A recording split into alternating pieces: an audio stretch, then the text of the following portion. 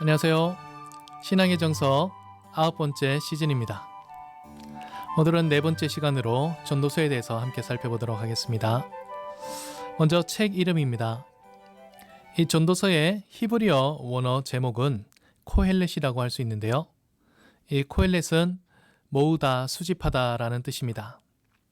그래서 중국어 성경에 보면 이 모으다, 수집하다 라는 의미를 사람들을 불러 모아 도를 전하는 것이라고 번역하면서 전도, 전도자, 전도서라고 붙이게 되었습니다. 우리 개역개정도 중국 성경을 그대로 받아들여서 전도자, 전도서라고 부르게 되었습니다. 하지만 공동 번역 성경과 또 쉬운 성경을 보면 이 전도자를 설교자로 대신 번역한 것을 볼 수 있습니다. 또 이 전도서를 영어 제목은 이클리지에스티즈라고 부릅니다. 이것은 우리가 잘 아는 에클레시아인데요. 집회 모임을 의미하는 것이고 그리고 회중들을 위한 설교자라는 뜻도 있습니다. 제 전도서의 배경입니다. 전도서는 앞서 잠언 때 얘기한 것처럼 구약의 지혜 문학 중에 한 권이라고 할 수 있습니다. 욥기와 또 잠언과 전도서, 구약의 대표적인 지혜 문학서라고 할 수 있는데요. 이 세 권은 함께 읽을 때 그 의미가 더 명확해집니다. 하나님이 우리 인생을 어떻게 살피시는가? 하나님의 의미, 인생의 의미를 볼 때는 이 세 개를 함께 봐야 우리 지혜가 온전해질 수 있다는 것이죠. 먼저 잠언은 젊은이가 썼다고 비유를 합니다. 그리고 전도서는 중년의 나이에 이른 사람이 썼다. 그리고 욥기는 노년에 이른 사람이 썼다. 그리고 인생을 얼만큼 살아왔는가, 또 인생의 다채로움과 또 인생의 그런 풍요로움을 얼만큼 누려보았는지 그 내용들의 깊이가 조금 다르다는 것이죠. 이것을 솔로몬이 쓴 책들로도 분류를 하기도 하는데요. 솔로몬은 이제 아가와 잠언과 전도서를 썼죠. 솔로몬 기준으로 봤을 때 아가서는 솔로몬이 청년 때, 또 잠언은 중년 때, 전도서는 노년 때 썼다라고 또 다른 기준으로 보기도 합니다. 이 잠언과 전도서는 특별히 대비되는 두 책이라고 할 수 있는데요. 그 내용을 보면 잠언은 실용적인 지혜의 책, 그리고 전도서는 철학적인 지혜의 책이라고 볼 수 있습니다.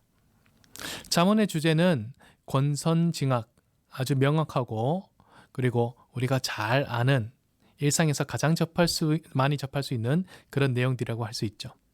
하지만 이 전도서의 내용들을 보면 잠언과 많이 대비됩니다.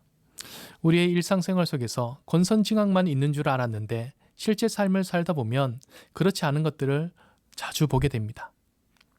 모든 것이 왜 이렇게 될까? 이건 무슨 의미지? 저 사람은 왜 저렇게 되는 걸까? 하는 많은 궁금증을 불러일으키는 그런 사건과 사고와 또 죽음들, 그리고 나쁜 짓을 저지르고서도 잘 살고 있는 그런 사람들을 우리는 보게 되는 것이죠. 그래서 이 수수께끼 같이 알 수 없는 인생에 대해서 철학적인 그런 지혜를 논하는 것, 이것이 바로 전도서라고 할 수 있습니다. 세 번째, 저자입니다. 전통적으로는 솔로몬을 저자로 보고 있죠. 전도서 자체에는 솔로몬 이름이 직접적으로 언급되어 있지는 않지만 다윗의 후손, 다윗의 아들로서 이스라엘 왕이다 라고 되어 있습니다. 그리고 많은 경험을 했고 재산도 많았고 또 지혜도 풍부한 사람이었다. 이런 것들로 봤을 때 솔로몬으로 보여지는 것입니다. 하지만 루터는 이제 이 전도서의 저자가 솔로몬이 아닐 것이다 라고 주장을 했죠. 그리고 이후에 현대 학자들도 많은 사람들이 그렇게 주장하고 있습니다. 그 근거는 이제 이 전도서에 사용된 히브리어 자체가 솔로몬 시대에는 사용되지 않던 언어들이다. 그리고 내용을 보았을 때 솔로몬이 살아왔던 삶의 모습과 좀 다른 부분이 있다라는 것들이 그 근거입니다.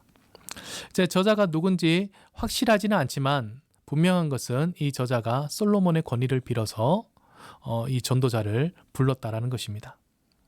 근데 이 전도서를 보면 특이한 점이 있는데 이 전도서에는 두 사람이 있다는 것입니다. 저자가 있고 전도자라는 사람이 따로 있습니다. 보통 이것이 한 사람이라고 우리가 보게 되는데 저자는 이 전도자라는 사람을 불러와서 그 사람의 이야기를 대신 들려줍니다. 그리고 이 전도자의 이야기를 통해서 저자 본인이 하고 싶었던 결론적인 내용을 하는 것이죠. 근데 이 저자가 전도자를 부른 목적은 무엇인가? 그 목적은 이제 하나님과 무관하게 자기 인생의 의미와 목적을 세우려던 그 모든 방법들을 이 전도자의 메시지를 통해서 무너뜨리기 위해서, 우리 인간의 이기심과 또 어리석음을 무너뜨려 주기 위해서다라고 할 수 있습니다. 네, 이제 전도서의 구절을 한번 보도록 하겠습니다. 표가 있는데요. 이 구절을 보면 이 전도서의 제일 앞부분과 제일 뒷부분에 이 양쪽 부분은 저자가 직접 쓴 내용입니다. 1장 1절에는요, 전도자를 소개하고 있고, 또 12장 9절에서 14절까지는 전도자가 한 모든 내용을 요약하면서, 그러니까 결국 본인이 하고 싶은 말, 하나님을 경외하자라는 그 메시지를 우리에게 주고 있습니다. 그 가운데 부분을 보면 전도자의 메시지라고 할 수 있는데요. 이 전도자의 메시지도 이렇게 앞뒤 이렇게 양쪽으로 쌓여 있는 형태로 되어 있습니다. 1장 2절과 12장 8절을 보면 헤벨이라고 얘기를 하고 있죠. 헤벨로 시작해서 헤벨로 끝이 납니다. 이 헤벨은 헛되다라는 단어인데 이따가 조금 더 살펴보도록 하겠습니다. 그리고 그 안에 보면 1장 3절에서 11절, 11장 7절에서 12장 7절까지 시간과 죽음이라는 것이 나와 있는데요. 이것은 이 헤벨이라고 말하는 그 모든 헤벨이 되는 이유의 주요 근간이 되는 것들입니다. 시간을 보았을 때 모든 것이 헤벨이다. 죽음을 보니 모든 것이 헤벨이다. 이렇게 얘기하는 것이죠. 그리고 그 가운데 보면 이제 1장 12절에서 11장 6절까지가 이제 대부분의 내용을 담고 있다고 볼 수 있는데요.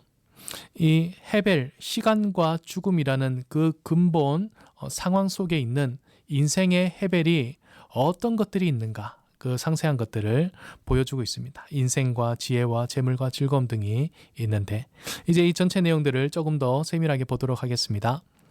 먼저 헤벨이라는 것입니다. 1장 2절과 12장 8절에 나왔던 내용이죠.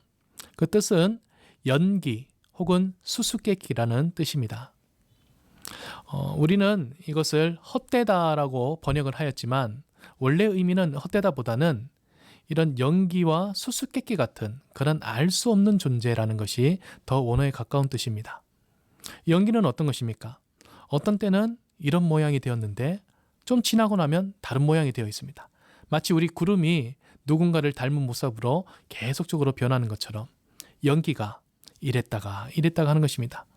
또 이 연기는 손에 잡힐 듯이 선명해졌다가 막상 잡으면 사라지는, 그래서 있는 것 같지만 없고 또 없다고 말하기에는 눈에 보이고, 이런 알 수 없는 신비로운 것, 그것을 헤벨이라고 부른 것이죠.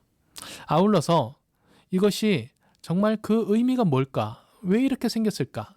라고 아무리 생각해도 풀 수 없다는 의미에서 또 수수께끼로 해석을 하기도 합니다. 이제는 시간과 죽음입니다. 이제 헤벨의 주요 근간이 되는 내용들이라고 했는데요. 이 시간을 보았을 때 결국 모든 게 다 허무하다. 한 사람의 인생을 보십시오. 태어나고 그리고 열심히 땀을 흘리며 수고해서 가정을 일구어 살아갑니다.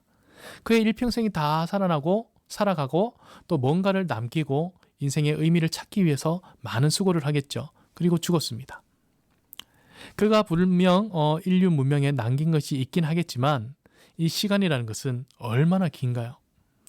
너무너무나 길고 무한한 듯이 보이는 그 긴 시간, 쭉 지속적으로 이어지는 그 시간 속에서 이 사람의 인생이란 정말 먼지와도 같은 그냥 지워져 버리는 삶일 뿐이다. 그 사람이 살아왔던 모든 시간들, 그 사람이 소중하게 여겼던 모든 가치들, 시간이 지나고 나면 모든 것이 다 허무하고 사라지게 된다. 이런 시간이라는 모든 것을 지워버리는 이 거대한 힘 앞에 우리의 인생이 어떤 의미가 있겠는가?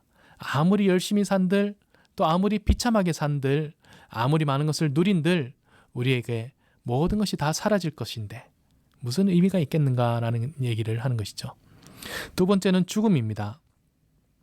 죽음, 모든 생명은 다 죽을 수밖에 없다라는 것입니다. 사람도 또 동물도 또 자연의 많은 식물들도 다 태어나고 죽는 것이죠. 죽음으로 돌아갈 수밖에 없는 것이 모든 생명체의 본질이다. 그래서 이 죽음이라는 것 앞에서는 모든 생명이 다 균등하다. 그러니 이것 또한 우리에게 허무함을 주는 것이 아니겠는가. 어떤 사람은 부자로 태어나고 어떤 사람은 가난한 사람으로 태어납니다. 어떤 사람은 건강하고 어떤 사람은 몸이 아파 허약하게 태어납니다. 어떤 사람은 권력이 있고 어떤 사람은 권력이 없어 항상 남들의 뒤에서 일을 하는 인생을 살아갑니다. 그런 우리의 모습들, 지위와 또 우리의 고생과 또 행복과 즐거움들, 그러나 죽음 앞에서는 모든 게 다 균등하라는 것이죠. 다 죽을 존재들인데 그것이 무엇이 우리에게 의미가 있겠는가? 아무리 돈이 많아도 죽는다. 아무리 고생한다 해도 똑같이 죽는다. 그것이 우리에게 허무함을 준다는 것입니다. 이런 시간과 죽음이라는 거대한 허무의 힘 앞에서 우리 삶이 이제 그릇된 것을 추구하며 살아가는데 그것을 삶의 그릇된 의미라고 이름을 붙여보겠습니다. 이제 크게 4가지 단락으로 나눠보았는데요. 먼저 인생의 허무입니다. 우리 인생은 차라리 고생하면서 장수하는 것보다 낙태되어 태어나지 않는 것이 좋다. 그리고 죽는 날이 출생하는 날보다 훨씬 좋다. 왜냐? 고생이 끝났기 때문에. 이렇게 전도서는 표현을 하고 있습니다. 그렇듯이 우리 인생은 허무하다. 태어나서 수고만 하다가 죽는 인생. 그게 뭐가 의미가 있겠는가라고 얘기를 하는 것이죠. 두 번째는 지혜의 허무입니다. 우리는 높은 학식과 지식을 추구합니다. 사람이 행복하게 살기 위해서는 많은 것을 알고 또 발전시켜 나가야 되죠. 우리의 문명과 문화, 또 과학기술, 의료기술들은 날마다 이렇게 선진화되어 가고 또 고도의 자리로 올라가게 됩니다. 하지만 그 모든 것들이 더 최첨단이 되고 좋아진다고 해서 우리가 행복한가? 우리에게 무언가 달라지는 것이 있는가? 오히려 지식이 많고 지혜가 늘어나면 우리에게 근심이 더한다라고 전도자는 얘기하고 있습니다. 많이 아는 것이 또 지혜가 충만한 것이 항상 우리에게 행복을 주는 것은 아니다. 오히려 더 근심할 것이 많고 생각할 것이 많고 우리가 하지 못하는 우리의 부족함과 우리의 무능함만을 찾게 되는 길이기도 하다라고 얘기를 하고 있죠. 세 번째는 돈과 재물과 권력입니다. 이런 모든 것들이 허무하다. 세상 권력은 그 자리에서 그것을 누리는 동안은 참 좋습니다. 사람들을 마음대로 부리고 자기 힘을 과시하는 것이죠. 돈도 많이 있을 때는 좋습니다. 그것을 다 쓰고 또 그것으로 누립니다. 하지만 죽을 때가 되어서는 그 권력도 가져가지 못하고요. 또 그 재산도 가져가지 못합니다. 어쨌든 다 연기처럼 사라질 것들이라는 것이죠. 그래서 이 돈과 재물과 권력이 우리에게 무슨 의미가 있겠는가? 아울러서 사람은 아무리 많은 재산을 가져도 또 아무리 큰 권력을 가져도 더 원하는 본성을 갖고 있습니다. 그 원한다는 것이 우리에게 끝없는 갈증을 주고 또 욕구에 불만을 안겨다 주는 것이죠. 그 욕구 불만과 갈증으로 인해서 우리는 인생의 허무함을 더 느끼기만 할 뿐이다 라고 얘기하고 있습니다. 또 마지막으로 즐거움, 또 인생의 쾌락입니다. 이것도 싫고 이것도 싫고 이것도 싫어. 나는 그냥 인생을 즐길래. 즐기다가 그냥 살 거야. 한평생 웃기만 하고 나를 위해서만 살 거야 라고 하는 것이 이제 요즘 우리 젊은 사람들의 분위기입니다. 현대를 살아가는 많은 사람들이 세상의 기대를 다 접고 자기 만족을 위해서 살아가고 있다는 것이죠. 하지만 이런 즐거움과 쾌락을 누리는 것, 이것 또한 우리에게 행복을 줄 수는 없는 것이죠. 솔로몬은 후궁이 700명, 첩이 300명이 있었습니다. 하지만 이 많은 여인들과 그 수많은 쾌락들과 즐거움, 또 얼마나 세상의 진미들을 다 먹었습니까?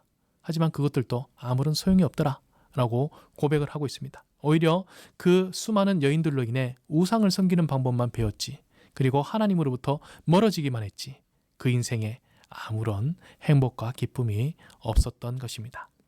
네, 이제 전도서의 결론을 보도록 하겠습니다. 그렇다면 이 헤벨 속에서 우리는 어떻게 살아야 합니까? 전도자는 이렇게 얘기하죠. 이 헤벨을 인정하고 받아들이라. 그리고 하나님 주신 선물을 누리라 라고 얘기하고 있습니다. 그리고 6번에 걸쳐서 나오는 메시지가 있는데요. 사람마다 먹고 마시는 것과 수고함으로 낙을 누리는 그것이 하나님의 선물인 줄 알았다. 다 허무하다고 얘기하는 중에 이런 표현도 있었다라는 것입니다. 자, 이것을 조금 더 자세하게 세분화해서 다시 한번 결론을 보도록 하겠습니다. 먼저 첫 번째는 세상과 사람을 바꾸려는 수고를 하지 말라라는 메시지를 전하고 있다는 것이죠. 내가 아무리 노력해도 안 되는 것이 있음을 인정하고 하나님께서 직접 행하시는 그 일을 바라보라라고 권면하고 있는 것입니다. 두 번째는 세상 모든 일에는 때가 있음을 기억하라라고 말하고 있습니다. 전도자 자신도 나이 들어서 뒤를 돌아보니 범사에 기한이 있고 또 천하만사가 다 때가 있다는 것을 깨닫게 됐습니다. 심을 때가 있고 그 심은 것을 뽑을 때가 있고 웃을 때가 있고 울 때가 있으며 또 슬퍼할 때가 있고 춤출 때가 있고 또 사랑할 때가 있으며 미워할 때가 있고 전쟁할 때가 있고 평화할 때가 있다라고 얘기를 하는 것이죠. 여기서 문제는 인간이 그 때를 정하려고 하지만 인간은 누구도 그 때를 정할 수가 없다라는 것입니다. 오직 이 때를 정하시는 분은 천지를 지으신 그 하나님 한 분뿐이시다 라는 것을 인정하라는 것이죠. 인간의 그 어리석은 노력과 수고로 인하여서 내게 주어진 좋은 때를 조금이라도 앞당기고 더 많이 누리려고 하는 그 모든 것, 이것은 우리에게 허무감만을 안겨준다. 그러니 세상 모든 일에는 때가 하나님으로부터 주어짐을 기억하라 라는 것입니다. 세 번째, 사람과의 관계를 올바르게 하여 즐겁게 살아가라 라고 하고 있습니다. 아까 앞서 6번에 걸쳐서 얘기했던 것이 사람마다 먹고 마시는 것, 수고함으로 낙을 누리는 그것이 하나님 선물이다 라고 말했던 메시지와 비슷한 것이죠. 결국 하나님이 주신 또 전도자가 말하는 최고의 지혜라는 것은 지금 내가 처한 상황에서 최선을 다해 살아가는 것, 그것이 바로 최고의 지혜다라고 얘기하고 있습니다. 이 사람과의 관계를 올바르게 하여 즐겁게 사는 것, 이것은 최선을 다하는 우리 하루의 태도에 대해서 얘기하고 있습니다. 오늘 내가 만나는 그 사람, 지금 내 곁에 있는 그 사람, 오늘 나와 함께 대화하고 오늘 나와 함께 식사하며 오늘 나와 함께 일하고 있는 그 사람과 즐겁게 관계를 맺으라. 그리고 내가 하고 있는 일에 지금 그 일의 소중함을 느끼라. 지금 먹고 있는 것들에 감사하라. 또 지금 내게 주어진 따뜻한 햇빛과 자연과 세상의 아름다움에 만족하라 라는 말입니다. 하루하루 그 순간을 만족하는 그 즐거움이 이 허무한 세상 속에서 아무것도 없는 것 같은 이 세상 속에서 우리가 누릴 수 있는 유일한 낙이다. 하나님 주신 선물이다 라는 것입니다. 네 번째입니다. 청년의 때에 창조주 하나님을 기억하라 라고 말하고 있죠. 우리는 한 살이라도 어리고 젊을 때에 하나님을 경외하고 그 모든 명령들을 지키는 것을 익힌다면 얼마나 복된 삶을 살겠습니까? 청년 때는 모든 것이 자유롭습니다. 그들이 원하는 대로, 그들의 열정이 향하는 대로 모든 일들을 할 수 있습니다. 다만 하나, 이 모든 일 마지막에 하나님이 심판하신다라는 사실. 그래서 너희가 모든 것을 자유롭게 하되 하나님의 심판이 있으니 그 창조주 하나님을 기억하고서 너희 청년의 때를 하나님을 경외하는 마음에서 모든 것을 자유롭게 행하라 라는 메시지로 준 것입니다. 네, 이제 전도서의 전체적인 결론을 말씀드리겠습니다. 전도서에서 저자는 인간의 본분에 대해서 말하고 있습니다. 하나님을 경외하고 그의 계명을 지키라. 이것이 중요하다라는 것을 우리에게 말해주고 있는 것이죠. 왜냐하면 하나님께서는 인간의 모든 행위와 은밀한 일을 선악간에 심판하실 것이기 때문입니다. 우리 삶의 참된 의미는 하나님께서 이 심판날에 이 땅에 있는 모든 헤벨들을 없애주시고 이 땅에 참으로 정의를 실현해 주실 것이다 라는 소망을 가질 때 그것이 참된 삶의 의미라고 할 수 있을 것입니다. 앞으로 우리가 살아갈 모든 삶은 여전히 수수께끼와 이 연기 같은 해벨로 가득 차 있을 것입니다. 우리의 생각과 지혜로는 헤아릴 수 없겠죠. 그리고 우리는 수많은 욕구 속에 놓여 살 것입니다. 하지만 그럼에도 불구하고 이 소망, 하나님께서 마지막 때에 우리의 모든 해벨들을 없애주시고 이 세상에 하나님의 정의를 실현하실 것이라는 그 소망을 가지고 살아갈 때 우리는 더 온전한 삶을 살 수 있게 될 것입니다. 이것으로 전도서의 모든 내용을 마치도록 하겠습니다. 감사합니다.